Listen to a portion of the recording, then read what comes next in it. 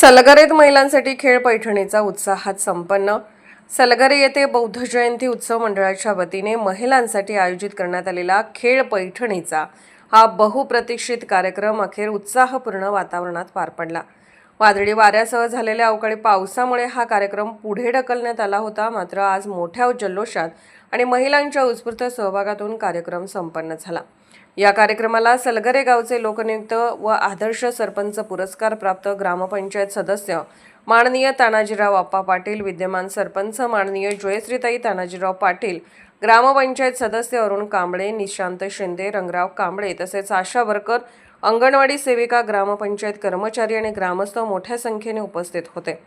सर्व नवनाथ कांबळे, बाळू ढाले, सागर कांबळे यांनी कार्यक्रमाच्या आयोजनासाठी विशेष परिश्रम घेतले। स्पर्धेत महिलांनी उत्साहाने सहभाग घेत विविध खेळांमध्ये आपली कला सादर केली। यामध्ये कावेरी अतुल कांबळे यांनी प्रथम क्रमांक पटकावत पैठणीचा मान मिळवला। निकिता अण्णासो कांबळे यांनी द्वितीय तर राणी गंगाराम कांबळे यांनी तृतीय क्रमांक मिळवला। कार्यक्रमामुळे गावात आनंदाचे आणि उत्साहाचे वातावरण निर्माण झाले।